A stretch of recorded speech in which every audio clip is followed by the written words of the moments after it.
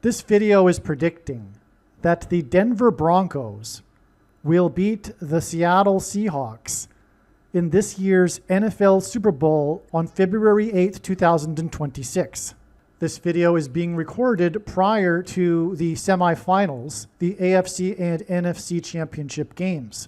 The date that this video is posted on the social media platform you are watching it on proves that this prediction is being made ahead of time, as does this time-stamped email and forensic notes PDF document. If you are skeptical for some reason, please email me and I will forward these to you. All right. If, for some reason, the Seattle Seahawks do not beat the Rams in the semifinals, the Los Angeles Rams, it changes nothing regarding this video.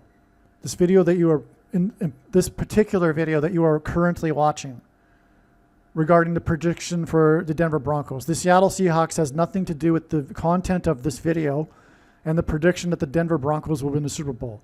So in other words, if the Denver Broncos beat the Rams instead of the Seahawks in the Super Bowl, it changes nothing regarding the significance of this prediction that is from God. And I'll, in this video, prove that this prediction is from God. Stay tuned. All right.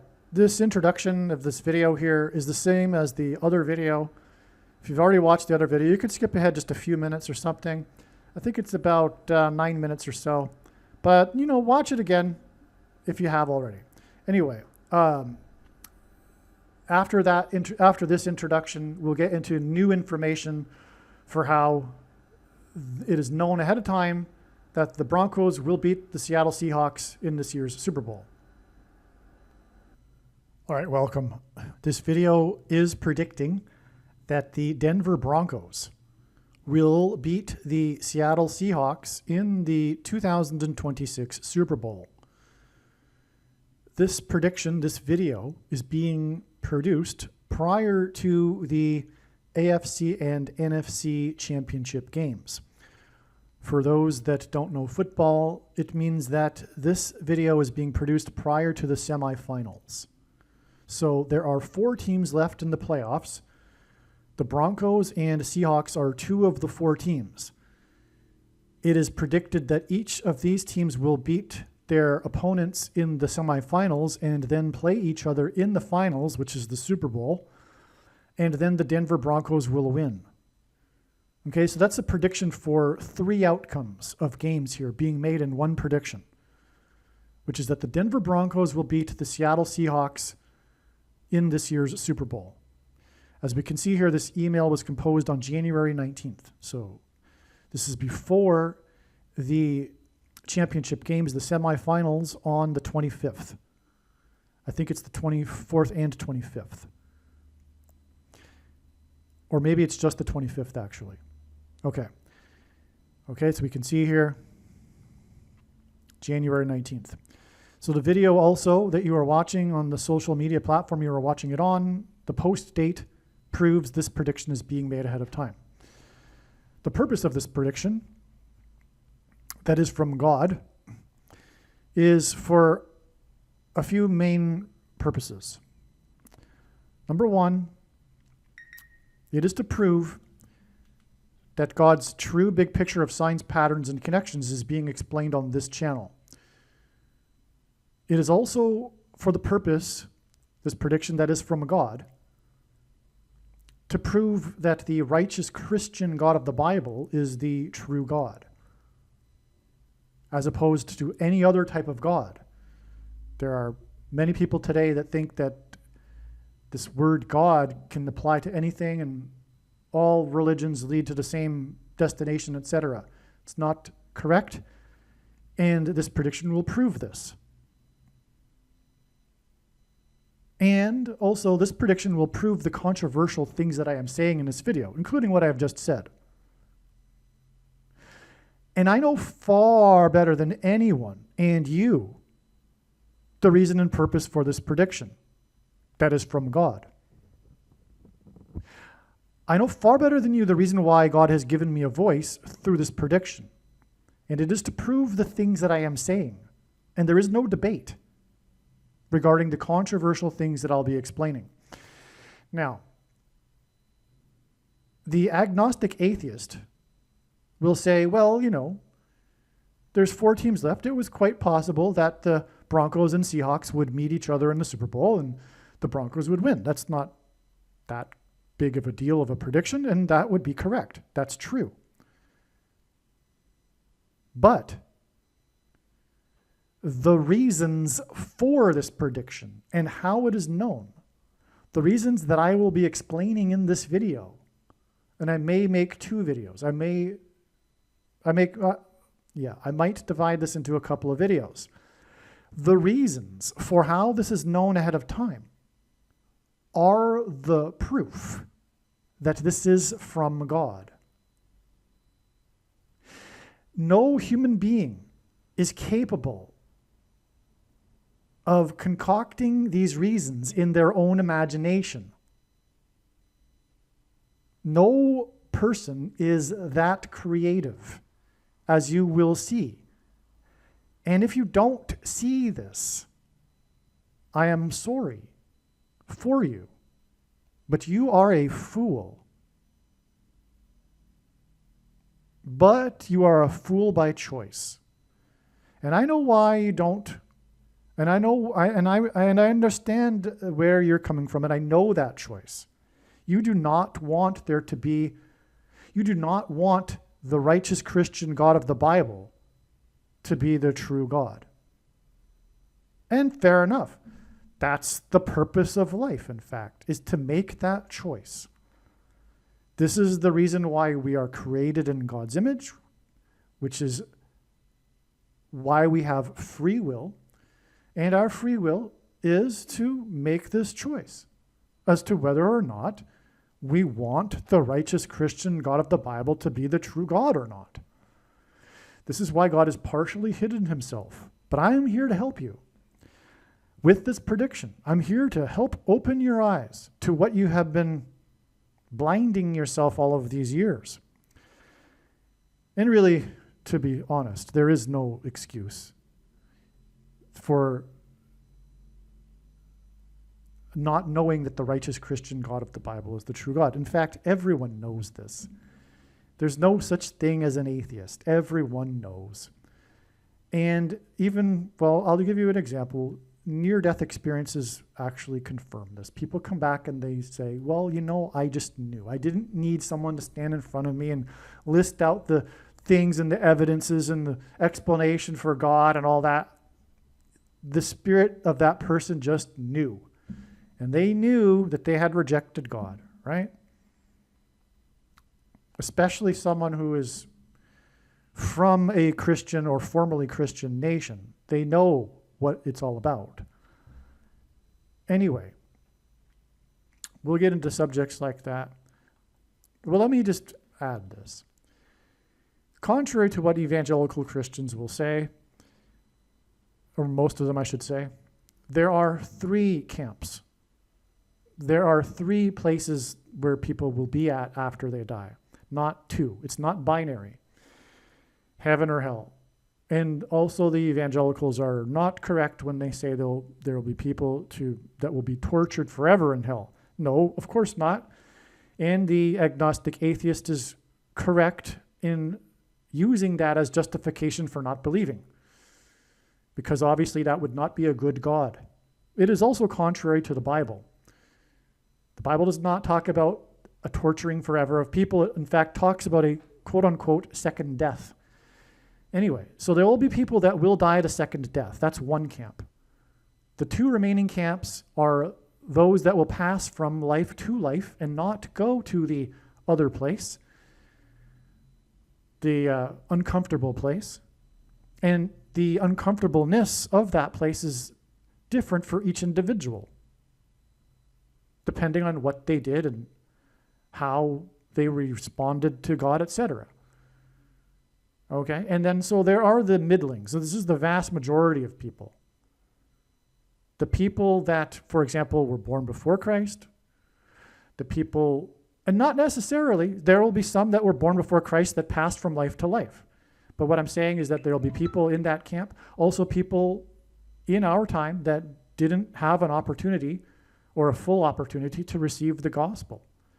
For example, people in many nations that are barely Christian evangelized, just for example. But when it comes to the Westerner, someone who is, for example, from North America, and they still have rejected God, especially if they are over the age of 20, because today the gospel has, in the generation Y, Z, you would call it, they've barely received the gospel like people in other countries now, right? Anyway, you get my point. The one's judgment is commensurate with the amount of light and truth that that person was exposed to in their life. So be warned. If you are, for example, a baby boomer from the West, and you have rejected God and you are still an agnostic atheist, even though the evidence, including scientific evidence, because of course materialism is a far long ago outdated ideology. I mean, even early 20th century science disproved the 19th century idea of materialism. Anyway, if you have succumbed to that propaganda of materialism, well, you're being warned, and that's what this video is for. Let's get into these reasons, which you will clearly see are from God, and if you can't see that, I don't know what to say to you, but you will see. No one is creative enough. These explanations will be amazing, and no one is creative enough to have concocted this of their own self. It is predicted that the Denver Broncos will win this year's Super Bowl in San Francisco. This prediction is being made, as we can see here. This email was composed on January 24th. This precedes the AFC Championship game between the Denver Broncos and the Patriots. Okay, so in other words, this is the semifinals, the AFC Championship game on Sunday, January 25th.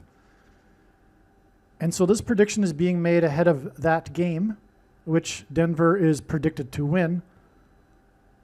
And then they're predicted to go on and win the Super Bowl. Regardless of who plays the Broncos in the Super Bowl, well, what I mean to say is that it's suspected, it seems likely that the Broncos will play the Seattle Seahawks, but that's irrelevant to what I am getting at here with this prediction. It's part of the prediction. It's another separate prediction that the Denver Broncos will play the Seattle Seahawks. Regardless, sports betting odds currently have the Denver Broncos to win the Super Bowl at 12 or 13 to 1, which is quite low odds given that there are only 4 teams left. In other words, the other 3 teams left in the playoff picture have odds ranging from 2 to 3 to 1. The reason for the 12 or 13 to 1 odds is that at the end of the last playoff game, the Broncos' star quarterback got injured for the rest of the season, and now the Denver Broncos are playing with their backup quarterback. Little does the odds betting world know that this backup quarterback is extremely prophetic. And I explain this a little bit in this video, but also in another video. Anyway, we can see here this prediction is documented on January 24th, the post date of the video you are watching. The post date of the video of this video that you are watching, the post date of this video on the social media platform you are watching it on also proves that this prediction is being made ahead of time. This video will be truly, what are the words to describe this? What I'm about to explain is so profound, there's no words to describe it.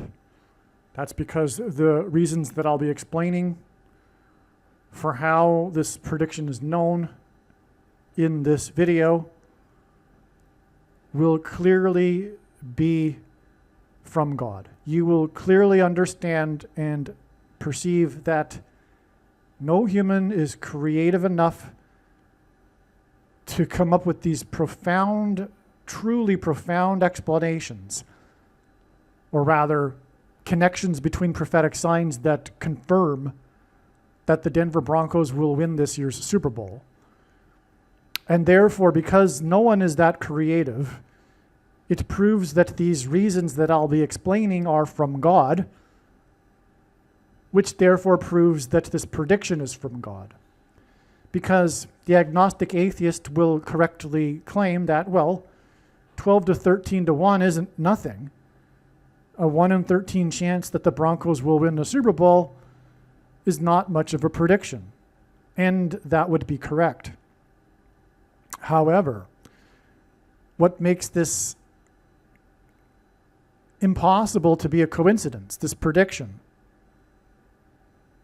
or if you will, luck, what makes that impossible, that conclusion that I got lucky, or this prediction will be lucky? What will prove this conclusion to be 100% irrational, or the explanations that I'll be providing in this video?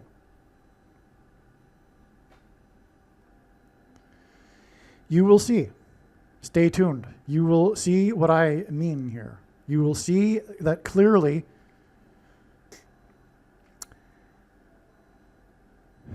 how can I put it with just words?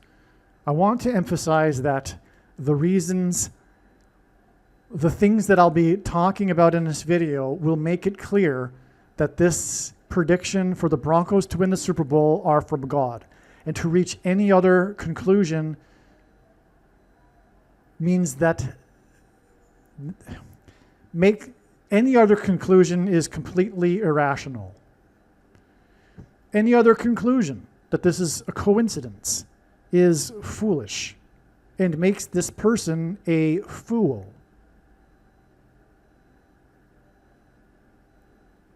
So let's get into it here. In Bible prophecy, the 6th chapter of the book of Revelation, or in this 6th chapter, the Antichrist rides a white horse. The first Pope mobile was a white Ford Bronco used by Pope John Paul II during his visit to the U.S. The Broncos, whose logo uses a white horse, and there is a giant statue of a white horse on the top of the stadium that the Broncos play in, are predicted to win Super Bowl 60. Super Bowl 60 hints at the 6th chapter of the book of Revelation. The White Horse Broncos team hints at the Antichrist who rides the white horse in this 6th chapter of Revelation, and that's why the White Horse Team Broncos will win this 60th Super Bowl.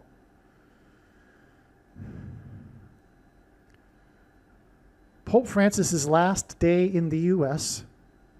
in his tour was in Philadelphia on the date 9/27, September 27th, 2015. This is amazing because of Daniel 9:27, the last verse of the most central prophecy in the Bible that describes the period of the Antichrist.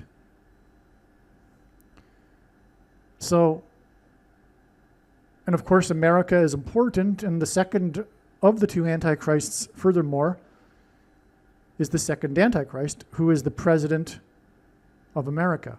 Not currently, but will be. And was. So the Pope's last day in America is extremely important. It's relevant. And it was in Philadelphia, furthermore, which is a city named in the Bible in the book of Revelation, in the end times book. The Church of Philadelphia is one of the 7 churches that Jesus wrote letters to in the book of Revelation. That's why the Pope was in Philadelphia and why it concluded his U.S. tour. But his tour his time, if you will, in the U.S. concluded on the date 927, which regards in the book of Daniel, verse 927, a period of time regarding the Antichrist. And that period of time is a 70th seven. Okay, without explaining it, it's a 70th seven. And Philadelphia is one of the 7 churches in the book of Revelation. In other words, the fact that the tour concluded in Philadelphia, one of the 7 churches, is more confirmation of the prophetic significance of the date. He was last in America on 9/27.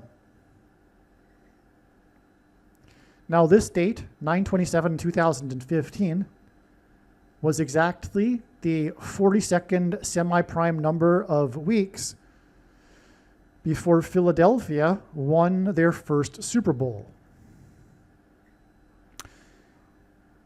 This is a period of time, 42nd semi-prime number of weeks, which incidentally is 123 weeks. Exactly. In Bible prophecy, a period of 42 months is mentioned 7 times as being symbolic of the period of the Antichrist. And so we have the Antichrist's last day in the U.S. in Philadelphia, connected with an exact 42 semi-prime number of weeks, a semi-prime number being a number only divisible by 2 other prime numbers, to this other significant date involving Philadelphia, the day that Philadelphia won their first Super Bowl. And God uses firsts for prophetic signs, not least of which the first black president, who incidentally delivered a prophetic speech in Philadelphia when he was running to be the first black president.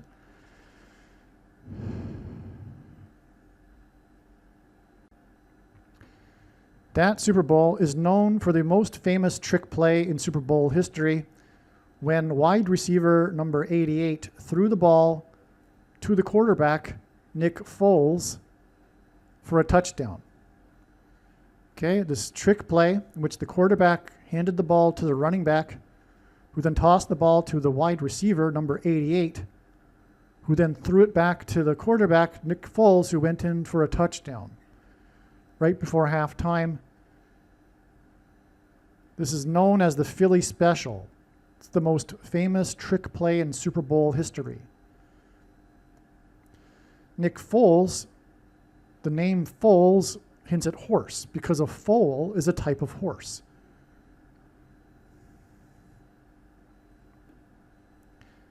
The Philly Special hints at filly, a type of horse. So the Philly Special was the name of the trick play to the quarterback named Foles, and filly and foal are types of horses. The MVP of the game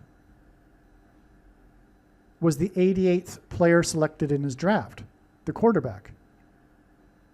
In the Philly Special, player number 88 threw the ball to the quarterback, who was selected 88th in his draft.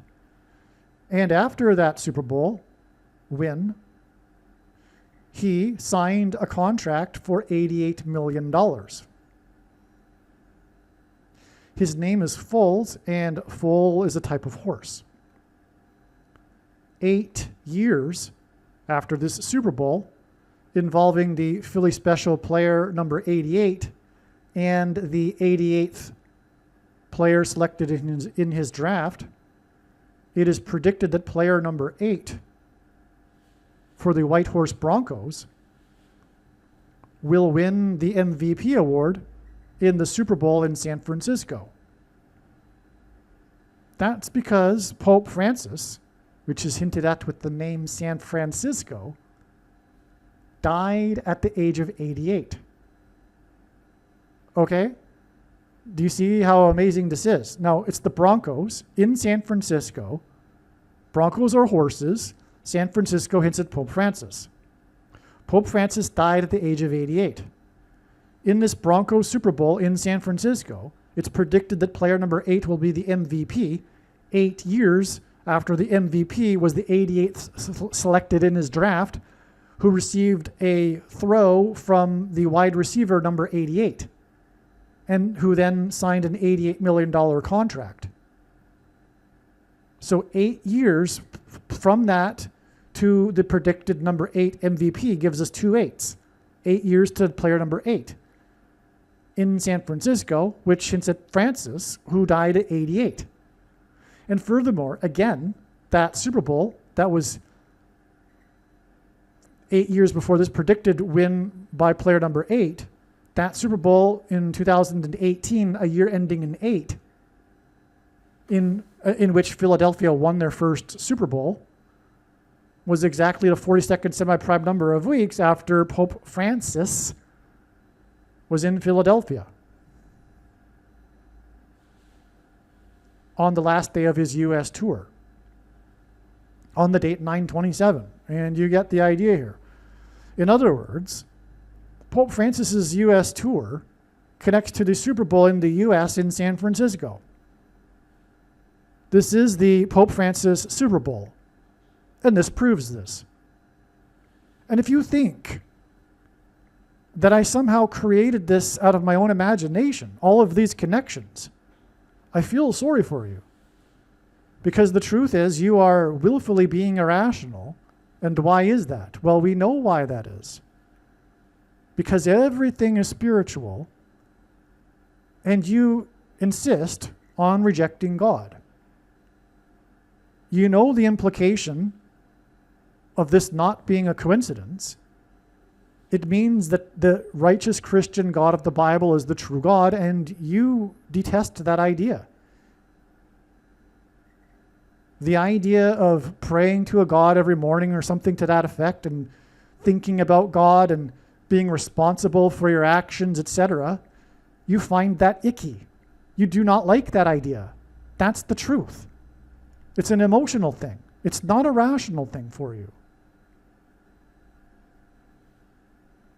You are making a decision, which is the purpose of this life. The reason why God has partially hidden himself and provided the overwhelming evidence in every direction, including scientific evidence, like overwhelming amount of scientific evidence that these so-called agnostic atheists claim means that there's no God, they couldn't be further from the truth. They are living, in fact, in 19th century science, this new idea called materialism that's long ago outdated, but persists due to propaganda and the desire for there to not be a God. And so they make their choice. And when this prediction comes to pass, and now that you've heard this paragraph, there's no excuse for you. Well, there wasn't anyway, to begin with, because near-death experiences show that when people get there, the other side, they don't require someone to, list all the evidence for them and show them where they were wrong. They all know that there was a God that was the God of the Bible, and they know that they rejected him. There's no explanation needed. In other words, there's no such thing as an atheist. Everyone knows, deep down, spiritually. But there's those that refuse to accept it. And instead, by default, rebel. I mean, that's what it means to not accept it. It means to rebel. So, I think it's pretty clear. I think I explained this paragraph well enough. If you want, I suppose, listen to this again, a second time. But there's no way, there is no way that this could have been concocted in an imagination. This is all real. The 88th player selected in his draft received the pass from in the Philly Special, a type of horse. You get the idea. It's clear. There's no excuse. 13-1 odds, schmods. It doesn't matter. Even if it was 1,000-1 odds, the agnostic atheist would have a claim that, well, you just got lucky. But all of that's irrelevant with this paragraph here. This paragraph changes everything. I hope you appreciate this, because if you continue to refuse the evidence, I don't know what to tell you. I don't know if this doesn't wake you up. I don't know what will. Hopefully something will. God has his ways, right? I have no idea what he might have in store for your life to wake you up, if he so chooses to. Now, let's move on, because we are actually just scratching the surface here.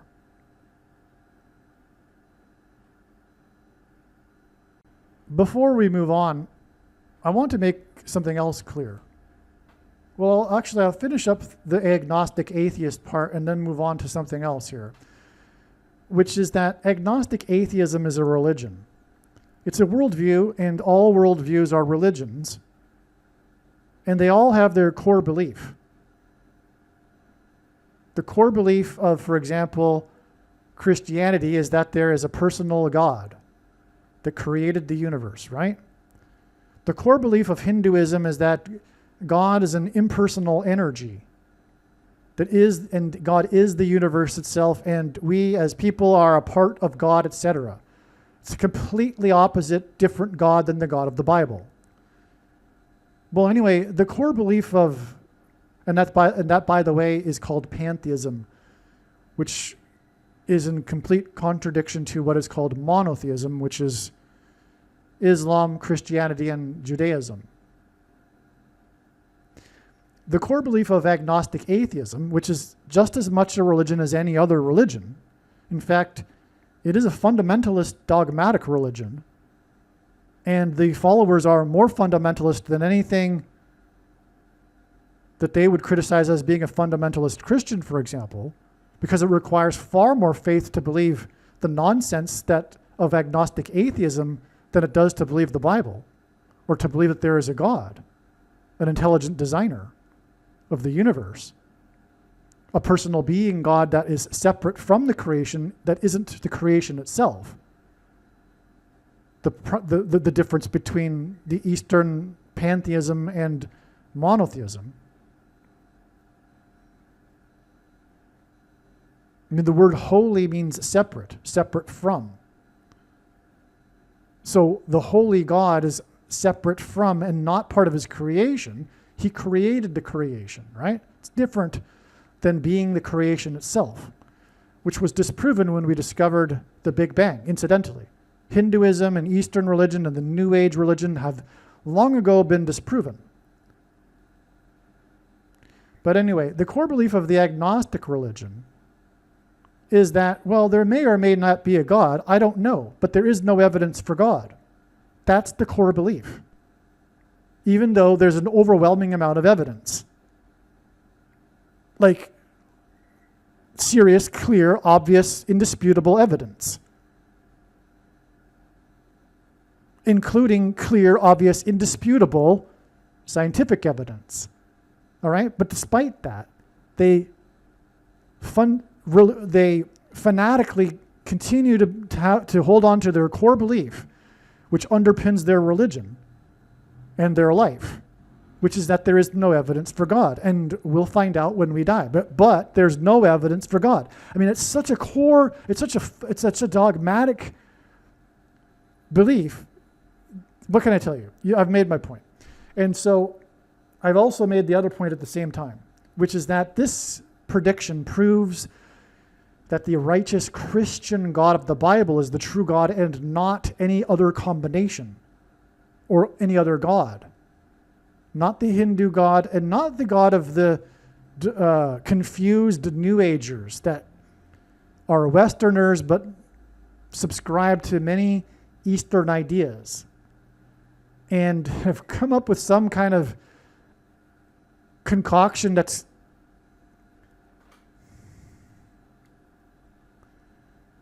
a contradiction and cognitive dissonance between their beliefs about the nature of God. In other words, what I'm saying is that there are many people today that in 1 minute will say, yeah, I believe like the God of the Bible, but then in the next minute they'll talk about Eastern ideas like reincarnation and God being an energy and being the universe itself. They don't even understand their own contradictions and cognitive dissonance. And why do they do that? Well, because they want their cake and eat it too.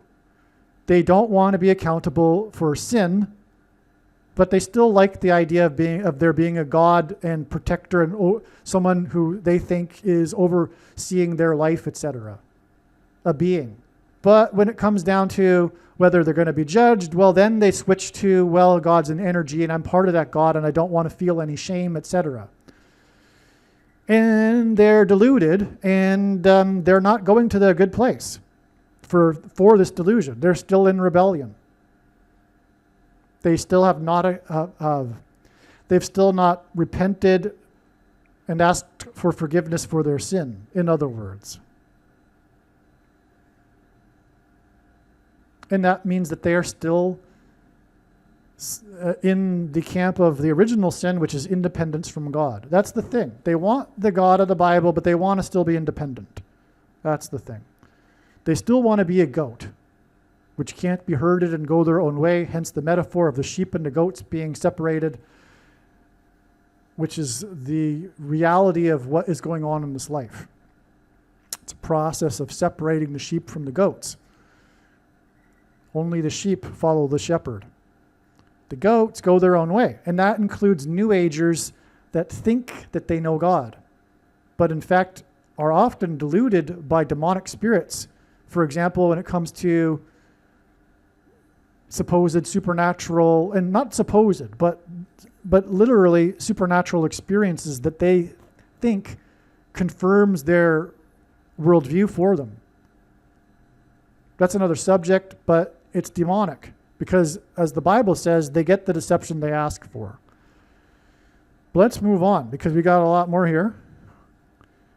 King Apollyon is described in the 5th trumpet of judgment in the book of Revelation in verse 9:11.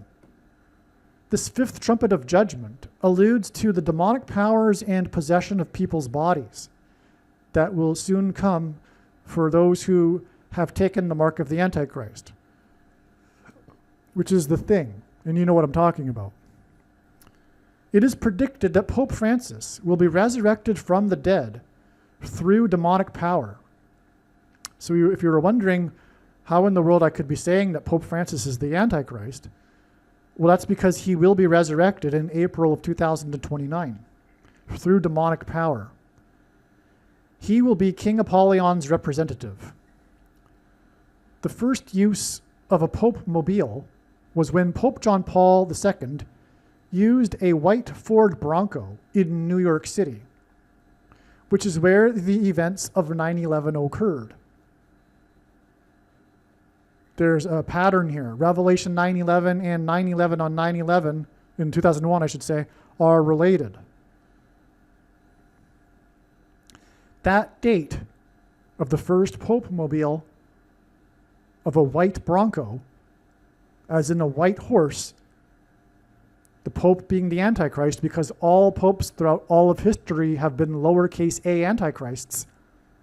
And no, to the conservative Catholics, no, it's not the issue that we have currently a bad Pope or some bad cardinals. No, no, no. I'm sorry. The office of papacy is in itself blasphemy. The Old Testament is very clear that the Pope would be the Antichrist, even before there were popes. And you don't know that because Catholics just don't know the Bible in general. So, conservative, Catholic, whatever, you probably don't know the Bible. But you most likely don't know Bible prophecy, which clearly identifies a pope as being the Antichrist in Daniel chapter 9. It says the Antichrist, for example, will be of the people that came and destroyed the city and the sanctuary after the crucifixion of Jesus. Daniel chapter 9. Well, the Romans came in 70 AD, shortly after the death of Jesus, and destroyed the city and the sanctuary, and popes are the descendant rulers of the Romans. But that's just scratching the surface of the evidence in Bible prophecy for the Pope.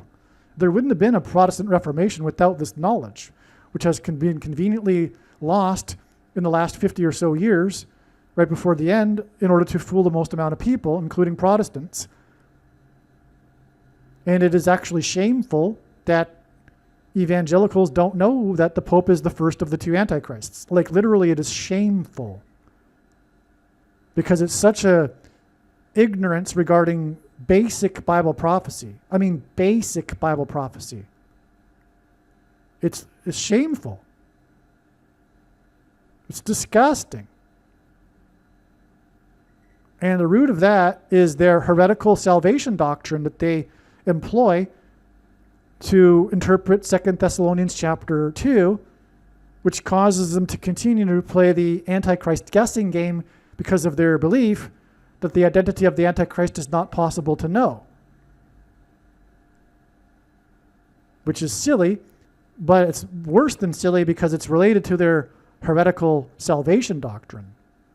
The Nicolaitan doctrine of our day that Jesus said he hates and is coming to make war with the sword of his mouth of those that teach and have the works that are a product of this doctrine. Paul was not talking about the Holy Spirit in 2 Thessalonians chapter 2 that was holding back the Antichrist. He referred to this as a he and a what that was holding back the Antichrist. Well, why would he refer to the Holy Spirit as a he and a what? And why did he speak cryptically? And why did he say earlier in that same chapter that the Thessalonians knew what he was talking about? Why didn't he just speak plainly? Well, the reason is because anyone in possession of the letters would have been in great danger had he been speaking plainly in the letter. Because the he and the what that the Thessalonians knew was the what being Rome, the capital, being moved by the he, the Pope, the Emperor Constantine, who moved the capital from Rome to Constantinople, thus clearing the way for the rise in power of the bishops of Rome, which eventually became popes, leading to the ultimate pope, the Antichrist, Pope Francis. But again, all popes throughout all of history have been lowercase a antichrists. Catholicism, God absolutely hates. And don't get me wrong, I'm not saying God hates Catholics or that they won't be saved, some of them. But it'll be in spite of their Catholicism, not because of it. Because when Rome converted to Catholicism, it didn't do away with its pagan traditions. It just repackaged them in a wrapper to make it look like Christianity. And the thing that God hates most in the Bible, which Catholics don't know very well, is the mixing of the true religion with the false religions of the pagan neighbors of the Jews. And they were constantly being chastised for it and ultimately exiled to Babylon, which became a metaphor for pagan religion, which is why Peter in his writings in the Bible referred to Rome as Babylon. And no, Peter was never in Rome. And there is zero evidence that he was. In fact, he called Rome Babylon.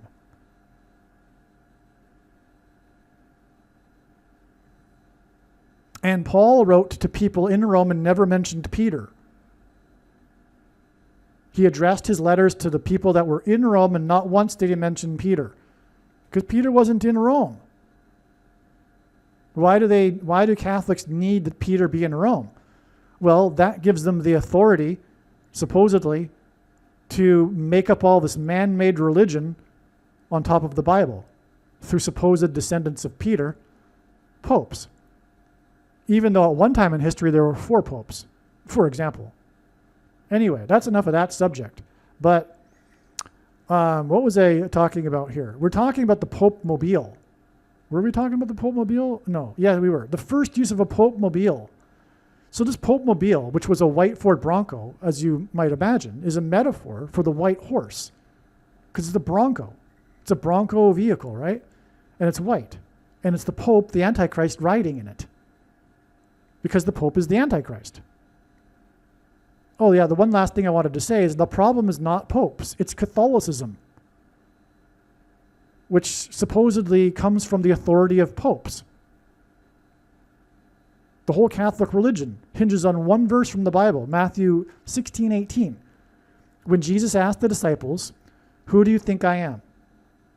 And Peter was the first to say out loud that Jesus is the Christ. And then Jesus responded to Simon, Peter's name was Simon before it was Peter. Peter responded after Simon said this, Petros. He called him Peter. He said, "Simon, you are Petros, and on this Petra I will build my church." Well, in Greek, Petros and Petra are two different words. They have different meanings. Petros means rock or stone, and Petra means bedrock.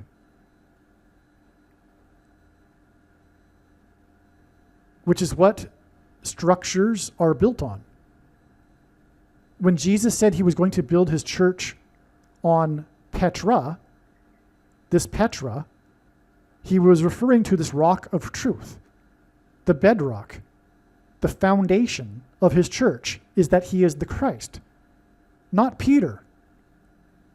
Jesus didn't say he was going to build his church on a man. That's blasphemy.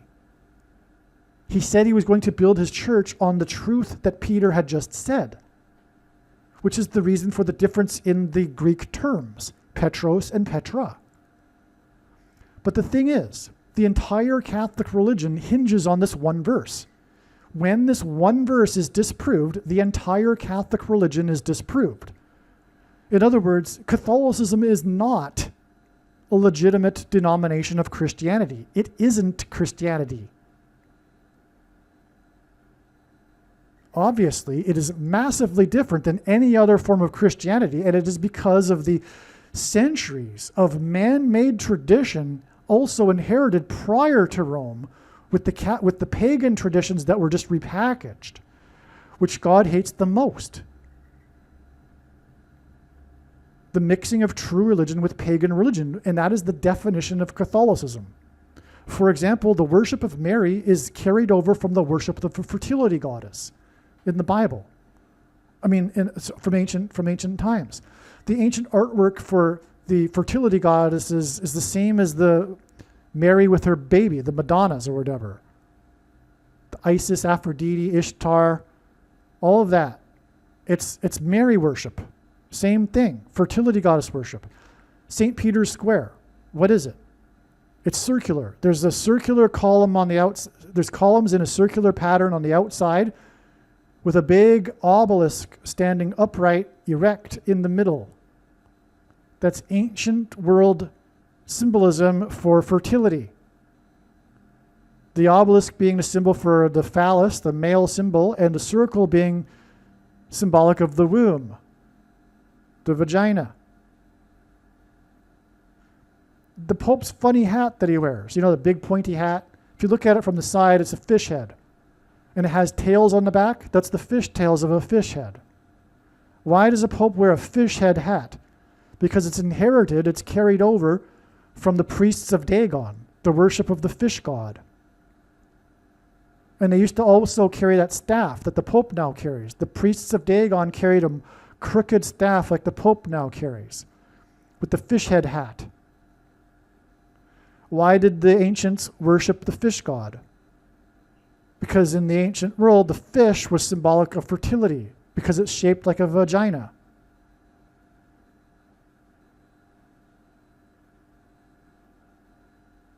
Anyway, that's just scratching the surface of symbolism. But all of the religion created over the centuries, there's no authority for. And when you understand Matthew 16:18 properly, it disproves the Catholic religion. Okay, there's no excuse. Now, the thing about Catholicism is that Catholics are constantly having supernatural experiences to confirm their beliefs. But the truth is it is demons doing this to confirm their beliefs, because as 2 Thessalonians chapter 2 says, we get the deception we ask for. for those that want to see aliens and believe in UFOs and all that and go out and look for them, well, the aliens find them, but the truth is that they're demons. If you really believe Mary is the Queen of Heaven and you pray to Mary and all that, well, you're going to be visited by Mary. But it's a demon. And I'll give you one last example here before I move on. I had a friend who was Catholic or is Catholic or whatever, and she told me of an experience where her and a group of her friends or whatever, a group of hers, was in a cathedral, and the bread that the Catholics take that they believe gives them their salvation, more blasphemy, as is the constant re-crucifixion of Christ on a daily basis, but they believe the piece of bread gives them their salvation. So anyway, when they were in the cathedral, they witnessed together the bread levitate off the table. And I have no reason to disbelieve this person that told me this. I believe it. I believe her 100%. I can actually see that happening, but I also know that person's character. And anyway, that's because I know that this happened because this is the nature of how things work. This is the reality, right? The only thing is, there are two explanations. Which one is true? One explanation for why the bread levitated off the table is that it was angels encouraging them to take more pieces of bread for their salvation. Or it was demons levitating the bread off the table in order to encourage them to take more pieces of bread for their salvation. Right? Those are the two explanations, obviously. And the latter one is the truth. But that's just typical. Catholics are always having these confirmations like this. But it's demonic. They don't really know the Bible. What they know is their supernatural confirmations. Or other Catholics that have had them, including famous examples. But that's why the Catholics are also obsessed with these sorts of things. They're obsessed with them, like these supernatural phenomena, right? The statues of Mary crying and stuff like this, right? They're obsessed with this stuff because they don't really care about the Bible. They don't care about God. They care about their superstition about God, but not really God. And they interpret these things as confirmation for their superstitious beliefs, which has nothing to do with Christianity or the Bible. Well, anyway, it's the same with the New Agers. You can extrapolate everything I just said and apply it to New Agers and their beliefs about God and how their supernatural confirmations or experiences confirm for them their worldview about what God is, etc., and how God is a part of their life. But the truth is, they are also demonic experiences. All right, so back to what I was saying here. I'm talking about how King Apollyon is described in the fifth trumpet of the book of Revelation in verse 9:11. The fifth trumpet alludes to demonic possession. Pope Francis will be resurrected through demonic power. King Apollyon, Revelation 9:11, is the Antichrist is King Apollyon's representative. The first use of the Pope-mobile was when Pope John Paul II used a white Ford Bronco, as in a white horse, in New York City where the 9/11 events took place, as in Revelation 9:11, as in Pope Francis being resurrected from the dead and being the representative of King Apollyon. The date of this first Pope-mobile was October 4th, 1979, and this was exactly 555 months before the San Francisco 49ers beat the Philadelphia Eagles in the prophetic playoff game on January 4th, 2026. Not long ago. I forgot to mention that the 555 months hint at the fifth trumpet, judgment. Okay? Now, the final score of that game on January 4th this year summed to 42. It was 19-23. Total points being 42, which in Bible prophecy is symbolic of the period of the Antichrist, 42 months. And the Antichrist is Pope Francis, which is what the name San Francisco hints at, and San Francisco won this game. San Francisco beat Philadelphia. Pope Francis's, as in San Francisco, last city on his U.S. tour was Philadelphia. When Pope Francis was in the U.S., he used a Pope Mobile, which was a white Jeep Wrangler. A Wrangler is someone in charge of horses on a ranch. So the first Pope Mobile by the Pope John Paul was a Bronco, a white Bronco, and Francis used a white Wrangler, which is someone who is in charge of horses. Now, 2 times 2 times 7 days after San Francisco beat Philadelphia, it is predicted that quarterback Jarrett Stidham will lead the Broncos to victory in the Super Bowl in San Francisco against the team from the 42nd state.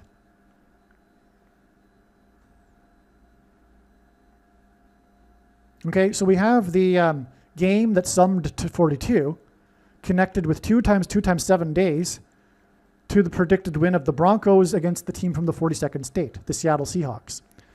The name Stidham means homestead or ranch.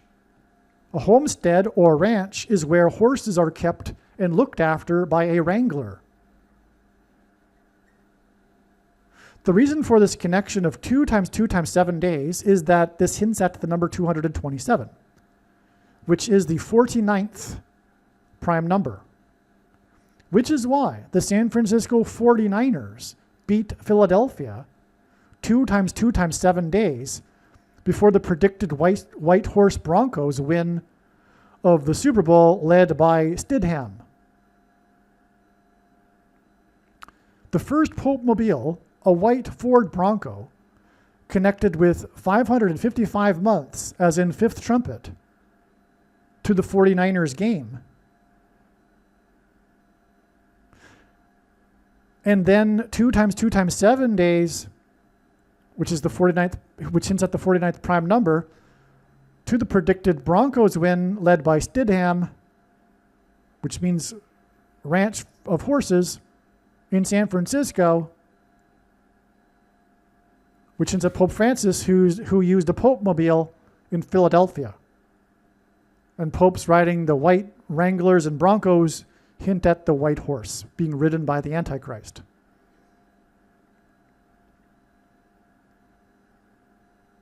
In other words, the first Pope Mobile connects to this Super Bowl. In other words, the first Pope Mobile, a white Ford Bronco, connects to the predicted win of the White Horse Broncos team led by Stidham in San Francisco, which hints at Pope Francis, who also rode a white Wrangler when he was in Philadelphia, which is why 2 times 2 times 7 days earlier, San Francisco 49ers beat Philadelphia. And 2 times 2 times 7 hints at the 49th prime number, and it's the 49ers.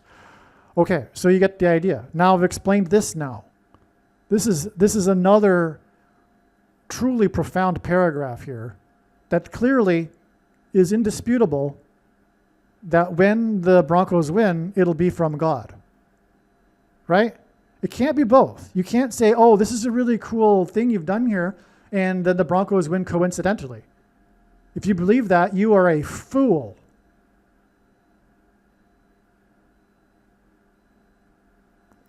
This explanation that I've given here is from God. If you can't see that, if you think that I was creative enough to come up with this on my own, I feel sorry for you, because I know that you are being irrational.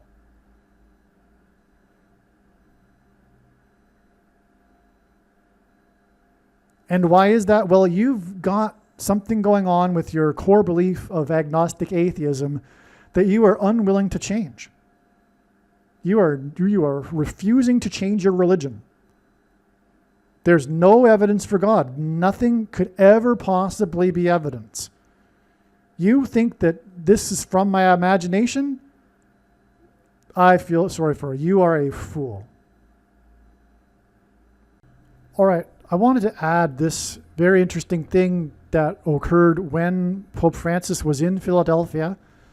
His time in Philadelphia was highlighted by this big concert. And here we have the Pope sitting on his blasphemous, supposed Peter seat type thing here. Okay? Here's the Pope, and he's at a rock concert, which is in itself a contradiction. All right? The representative of God does not attend a rock concert. I mean, anyway. There's no representative of God on earth, which is what the popes claim to be. Anyway, here we can clearly see a manifestation of the demonic realm that's the truth behind Catholicism and the Pope. Because what we have here is a clear depiction of Baphomet, the face of Baphomet. I'll get you another picture of Baphomet so you can compare here, but this is Baphomet. Okay, so here you can see this classic depiction of this face Baphomet, which is this figure that represents Satan. Okay, it's a classic thing in the occult, Baphomet. So you can see again Baphomet, and you can see that there's Baphomet right there. So it's just a spiritual manifestation. I mean, probably, well, I don't know. Maybe the person who designed this knew. Probably they did, actually. That they were emulating the face of Baphomet there. Because there's all kinds of secret demonic stuff going on behind the scenes at the Vatican, right? Including occult worship, etc. So the person whoever did this in Philadelphia, this display here, at the center of it all, obviously that's Baphomet, right? It's hidden, but like what else is it for? Of course it's for those who have the eyes to see that what's really going on with Catholicism and the Pope. Well, there's Baphomet right there. But in particular, this Pope. This is the Antichrist. All popes throughout all of history have been lowercase Antichrist, but this is the Antichrist, Pope Francis, right? All right. So this was in Philadelphia, which just serves to add further to the prophetic significance of the Pope's visit to Philadelphia and his departure, his last visit, his last day in America being in Philadelphia on this date 927, which hints at Daniel 9:27, the verse that describes the period of the Antichrist. But we're still just getting started here.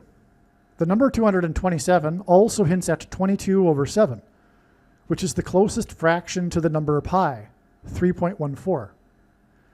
The Antichrist is described in Isaiah 31:4. The win in the Bible, the win of the San Francisco 49ers over Philadelphia on January 4th is 941 days to the predicted plane crash in the area code 314 involving the 49th vice president who is from San Francisco. It is predicted that her plane crash in the area code 314 will occur on a flight to the 31st state, and on this plane will also be the 40th governor of the 31st state, which hints at 314, the area code, Isaiah 31:4, and pi 3.14. The reason for this connection of 941 days is that 941 is the 4 times 40th prime number.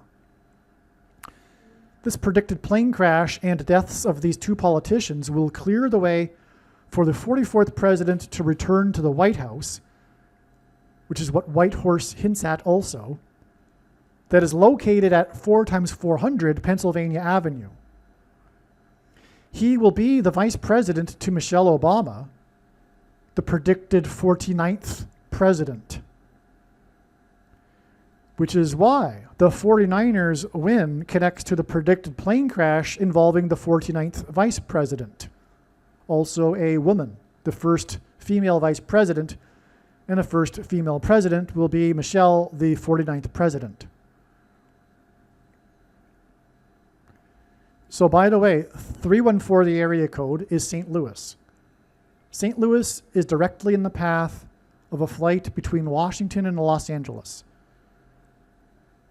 Gavin Newsom and Kamala Harris are predicted to be the running mates in 2028, and they will be flying back from Washington to attend Trump's funeral and then die in a plane crash in St. Louis as they're flying back to Los Angeles, the 31st state. And Gavin is the 40th governor. That's a 314 there. The area code is 314. They will die the plane is going to crash, is predicted to crash into Busch Stadium, a baseball stadium. And that's because of the burning bush in Exodus 3:14, another 314. And again, this is area code 314. And here's another thing. In Exodus 3:14, God replies to Moses after Moses asked him the question, what is his name? God replies that his name is I am. The Hebrew symbol for I am, the Het letter, is the exact same symbol for pi. So God says his name is the symbol for pi in Exodus 3:14, and pi is symbolized by 3.14. That alone is evidence for the God of the Bible. Speaking of there not being any evidence, supposedly, according to the agnostic atheist religion. But anyway, when this prediction comes to pass of the plane crash in the area code 314 into a burning bush, as in Busch Stadium, well, you'll know what to do then, which is, of course, to get on your knees and start crying,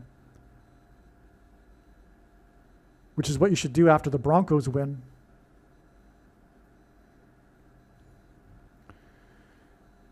Okay, so this is very straightforward and obviously not from any human being's imagination, right? We have the 49ers win here, connecting to the date of the predicted plane crash.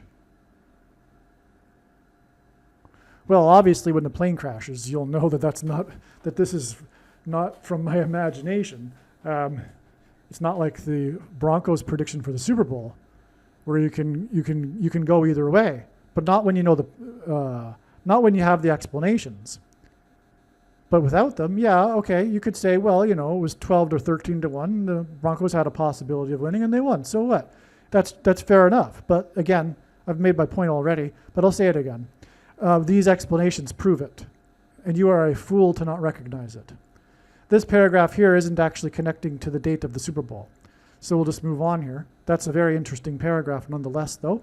And it does also confirm the prophetic relevance of this 49ers Philadelphia game, which is what we talked about up here in this paragraph.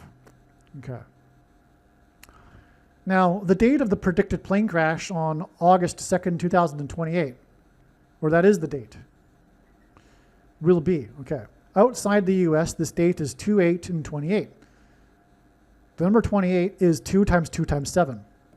And 227 is the 49th prime number.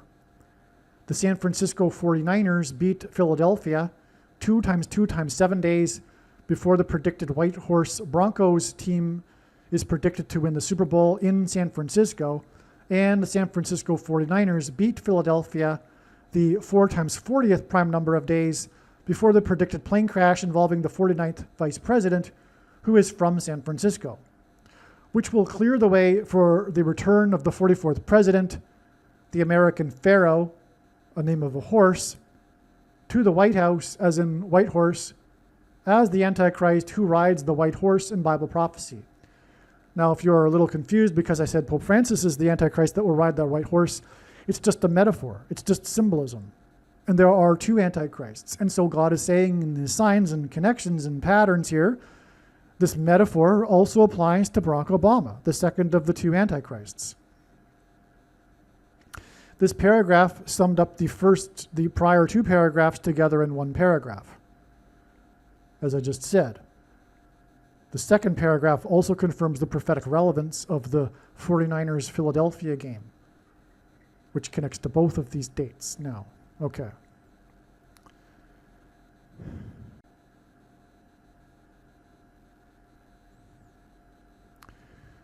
The White House is located at 4x400 Pennsylvania Avenue. The Denver airport is known for having the longest runway in North America at 4 times 400 feet. Prior to the Super Bowl, the Denver Broncos football team will depart for San Francisco from Denver International Airport. At the entrance to the Denver airport, the airport itself is symbolism for portal, for demons, along with Satan, the prince of the power of the air, as described in the Bible, hence the air portal.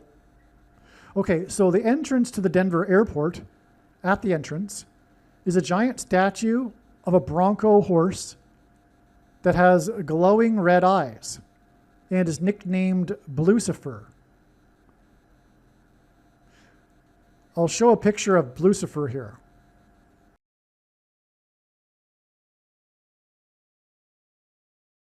All right, so this is the famous Blucifer horse outside the Denver airport at the entrance. And it's very satanic, as you can see, obviously. And the height of a person probably comes up to about here. So it's a very tall statue as well. Okay, and these eyes, this isn't a product of photo manipulation. These eyes actually glow, like red. So it's demonic, clearly. And one of the things that makes the Denver airport a conspiracy theory in conspiracy theory circles is the fact that the man who created the horse died while creating it, after a piece of the horse fell on him. So a piece of the statue fell off and killed its creator during its creation. The Denver airport is known for its extensive tunnel system. Because the weather is so bad there, to transport the luggage and fuel and stuff, the de-icing stuff like that, the whole airport has got a labyrinth of tunnels underneath. And so it's known for this. And this is symbolic of the bottomless pit and the portal through which the demons will cross over into the earthly realm. That's the Denver airport for you. Now, God uses records or extremes. So the record longest runway hints at the president, the Antichrist, who will be on the white horse, who will be at the 44th president, who will be dwelling at 4 times 400 Pennsylvania Avenue. That's why the record longest runway, which is this satanic airport, Denver, is 4 times 400 feet long,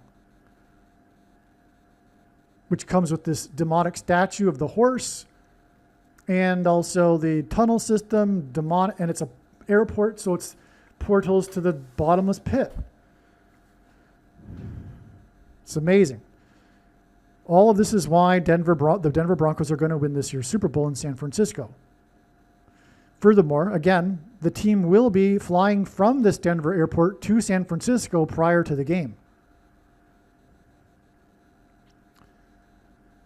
The Super Bowl in 2019 was the GOAT, greatest of all time, versus Ram Super Bowl, because Brady played the Rams. That pointed to the Antichrist in the prophecy of the 8th chapter of the book of Daniel in the Bible. In this chapter, the Antichrist is said to come from the north and the west. Rome is exactly due northwest of Jerusalem. This Super Bowl was the second only in which the winning team only scored 1 touchdown. The other time was exactly 50 years earlier when the New York Jets scored 1 touchdown against the Baltimore Colts, which is a type of horse. Baltimore is Maryland, and Maryland was founded by Catholics, and that's why in God's signs it symbolizes Pope Francis the Catholic. Tom Brady began his career with games against the New York Jets and Baltimore, which is why he won his last Patriots Super Bowl in this game that pointed back 50 years earlier to the only other Super Bowl in which the winning team scored 1 touchdown, the game between the New York Jets and the Colts, the two teams Brady started his career with the Patriots. A touchdown is 6 points. The Patriots' win in this Super Bowl was their 6th Super Bowl win, and it was exactly 6 years to the very day after the Baltimore team won the Super Bowl in New Orleans in the 6 plus 6 plus 6 plus 6th state. The final score in the 2019 Super Bowl was 3-13. And this hinted at the date 3/13, 38 days after the Super Bowl. 3/13 in 2019 was exactly 6 years, which is why in the Super Bowl, the only touchdown was the 6 points touchdown. So it was exactly 6 years after Pope Francis was elected on the date 3/13 in the year 13, which is why the Super Bowl was a 3-13 score. 38 days before this 6th anniversary of the election of the Pope on the date 3/13. And on 3/13 in 2019, 38 days after the 3-13 Super Bowl, a polar vortex or bomb cyclone storm set a record barometric low in the 38th state, where 5,000 passengers were stranded overnight at the Denver International Airport. Yes, in other words, that Super Bowl pointed to the Broncos winning this Super Bowl. I'll repeat that. We have 38 days after the 3-13 Super Bowl, the date 3/13, the anniversary of the 6th anniversary of the Pope's election. But on 3/13 in 2019, 6 years later, after the Pope, Francis, we have the record, and God uses records for signs, barometric low in the 38th state where the 5,000 passengers were stranded overnight, which is, night, demonic, bottomless pit at the Denver International Airport is in Portal, the 38th state. And again, it's the Broncos that will win in San Francisco, as in the anniversary of the election of Francis. Now, 2,520 days is a period of time that's described as being symbolic of the period of the Antichrist in Daniel chapter 9 in the Bible. And 2,520 days after the storm in Colorado on the date 3/13, on the anniversary of the Pope's election, this storm that stranded people at the Denver International Airport will be the date February 4th, 2026, during Super Bowl week, which is predicted to involve the Denver Broncos. This is like during the week leading up to the Super Bowl where there's all these media events, and this will include the Denver Broncos. This is a prediction because they haven't yet beaten the Patriots in the semifinals yet. Now, this February 4th date, which connects with the day of the storm in the 38th state, and again, the Broncos are from the 38th state. This February 4th date will be 4 days before the Denver Broncos from the 38th state are predicted to win the Super Bowl in San Francisco. Hence the anniversary again of the election of Pope Francis and all that. Pope Francis is predicted to be resurrected from the dead through demonic power on the 4th anniversary of his funeral. That's why the 4 days here. The demons will enter the earthly realm from the bottomless pit, as in tunnels at the Denver airport, after the door, which is symbolized by the 4th letter of the Hebrew alphabet, will be opened with a key, which is the symbol for the Vatican. This is amazing. And the key opening the door is part of the 5th trumpet Bible prophecy. This is an amazing paragraph here. All right? Again, there's absolutely no way that someone could have concocted all this information in his own mind, let alone then connect it to a prediction like the Broncos winning the Super Bowl. If you don't see that, I don't know what to tell you. But I have already told you what I need to say regarding that. It's irrational, and you are being a fool on purpose. It's your choice. The 2019 Super Bowl was 25 times 2 years after the only other Super Bowl in which the winning team only scored 1 touchdown. The score 3-13 hinted at the date 3/13 and the storm in the 38th state 38 days later. 3/13 2019 is 2,520 days, which is what is hinted at with 25 times 2 months. Before February 4th, during the Super Bowl week, that is predicted to involve the White Horse Broncos team from the 38th state. So I've just tied it all together. I've summarized it again here, but I've also added the fact that we have this connection from the storm, right? Because the storm was connected prior to it with the Super Bowl, which was 25 times 2 years before the other Super Bowl, in which the only team which involved Colts won the Super Bowl. In which the Super Bowl winning team only scored 1 touchdown. 25 times 2 years later, it was the Patriots. And then that game with the 3-13 score pointed to the date 3/13, which connects with 2,520 days. It rhymes with 25 times 2 months.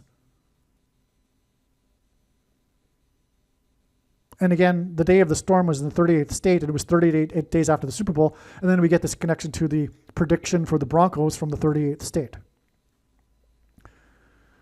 Okay, now lastly here, the prophetic 7.0 earthquake near Whitehorse, Canada on December 6th, 2025 is 4 times 4 times 4 days before it is predicted that the Whitehorse Broncos, led by Stidham, number 4+4, will win the Super Bowl. Okay, so 4 times 4 times 4 days to the predicted win by player number 4+4. Now, the 444th word in the Greek concordance is the word for man. The reason why the Antichrist's number is 666 in Bible prophecy is that man was created on the 6th day, which is why the man-centered religion of Catholicism is the opposite of the truth and is Antichrist. The religion that is a hierarchy of men, in which you go into a wooden box and confess your sins, supposedly, to a man in order to be cleansed of your sins, supposedly. The man-focused religion. Anyway, 444, man. Well, also, that's why the 44th president is the second of the 2 antichrists. Now, so, this earthquake, the 7.0 earthquake near Whitehorse, connects to the Whitehorse Broncos with 4 times 4 times 4 days. And the winner of, or rather the MVP of the Broncos is predicted to be player number 4+4. The 44th president is predicted to return to the White House, which is hinted at with Whitehorse, the city in Canada, as the Antichrist who rides the white horse. At the time of the earthquake near Whitehorse, the Antichrist who rides the white horse was 4 times 4 times 4 years old plus 4 months and 2 days, which hints at 42 months in Bible prophecy that symbolizes the period of the Antichrist. The Whitehorse Denver Broncos represent the 38th state. And the earthquake near Whitehorse is exactly the 38th prime number of weeks before it is predicted that the 44th president will return to the White House on January 20th, 2029 at 4 times 400 Pennsylvania Avenue. That's amazing. Again, the Whitehorse Denver Broncos represent the 38th state, and the earthquake near Whitehorse is exactly the 38th prime number of weeks before it is predicted that the 44th president will return to the White House, as in Whitehorse, which is at 4 times 400 Pennsylvania Avenue. Okay. You get the idea here. This is an amazing connection here too. And that is it for this video. God bless. Believe me, I know far better than you how the prediction made in this video was derived. And more importantly, I know far better than you why the righteous Christian God of the Bible has given me a voice through this prediction. If you are a quote-unquote Christian or Muslim, this prediction was not learned through a demon. Be warned that blaspheming the Holy Spirit is the unforgivable sin.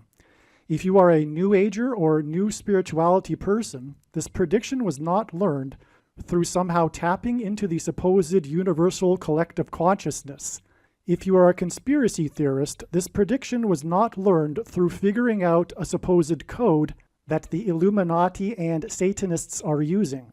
This prediction was learned through the Bible and through watching carefully the Lord's prophetic signs.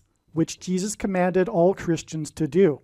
Besides proving that Jesus Christ is the Lord, the reason why God has given me a voice through this prediction is to prove that the controversial things that I am saying in the videos on this channel are the truth.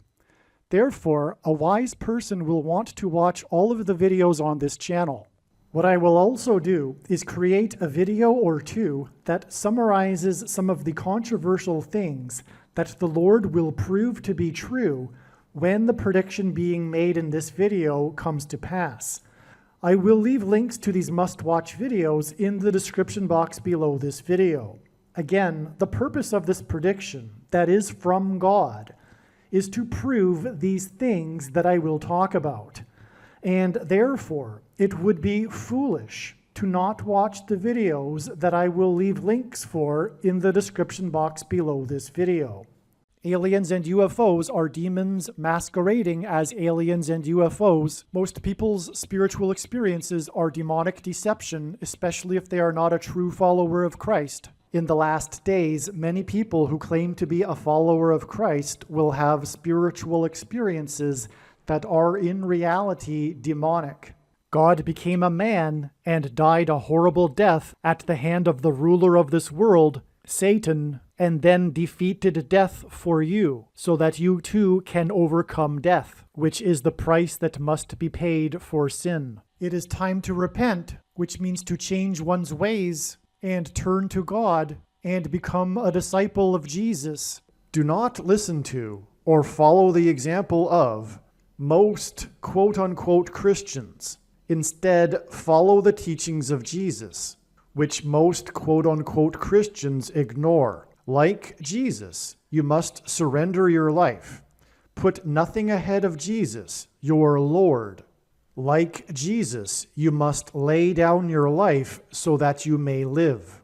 As Jesus said, one must die first, like a kernel of wheat going into the ground, in order to then grow and produce fruit. And like Jesus said, one must produce fruit, or else like a branch or a tree not producing fruit, they will be thrown into the fire. Jesus was speaking to quote-unquote Christians when he said this. One must die the self in order to be born again. And like Jesus said, one must be born again to enter the kingdom. Like Jesus, you must sacrifice your life for the sake of the coming kingdom. It means to do work that involves some form of sacrifice and risk. To have faith does not mean to intellectually agree. You need to demonstrate your faith through taking action. To have faith means to trust in God's promises. Taking action demonstrates trust and fear of the Lord. The primary reason that the wrath of God is coming upon America is quote-unquote Christians that do not get what I have just explained. The only reason a Christian is alive is in order to help other people become Christians and make it to the kingdom. Do not be deceived by those on the political left claiming to be quote-unquote Christians. There is no such thing as a Christian on today's political progressive left. Jesus said, "Do not think I have come to abolish or change any bit of the law or the prophets of the Old Testament Bible." In other words, the God of the Old Testament Bible is the exact same God of the New Testament Bible. It is essential that you learn about the God of the Bible and his ways. The God of the Old Testament Bible is looking to see who will fear him, and to fear God is not the same thing as quote-unquote revering or honoring God. Through Christ's ransom payment, a Christian is someone who has been redeemed and freed from slavery to sin and Satan. In response, a true Christian recognizes that their life in this world does not belong to them, and they become a willing slave to Jesus for the sake of the kingdom. Please leave a like and upvote the video, and once this prediction has come to pass, share this video with everyone you know, and more, don't stop sharing it everywhere in social media. And don't only put the link to this video or another video on this channel in comments sections of places you typically visit, but importantly, put the link to the video in places you never visit, where people who don't think like you visit. If you are a quote-unquote Christian, nothing in terms of an evangelism tool compares to this video with its prediction. It is a massive bag of gold. Beware of Jesus' warning through the quote-unquote Christian that did nothing with his bag of gold and was banished to hell. Also, read Ezekiel chapter 3 and 33 for this same warning. If you think you might be spending too much time watching videos instead of working and sacrificing for the kingdom through handing out flyers and potentially helping hundreds of people in the same length of time as a video, my flyer is filled with amazing information that people need to know right now, and it points people to the video channel. Now is not the time to be handing out typical evangelical tracts that are largely based in error anyway, such as, quote, Jesus loves you, unquote, for example. You can hand out the flyer on busy street corners, put them on car windshields in busy parking lots, and put them in mailboxes. Just send the file to your local print shop. You can download the file from the website. Please leave a like and upvote the video, and once this prediction has come to pass, share this video with everyone you know, and more, don't stop sharing it everywhere in social media. It is essential that everyone immediately read the homepage of my website, asteroidprediction.com. If you are watching this on the YouTube platform, please note that not all of the videos are on YouTube. You need to switch to the Odyssey.com or Rumble.com channel, and do it now in case you aren't able to later.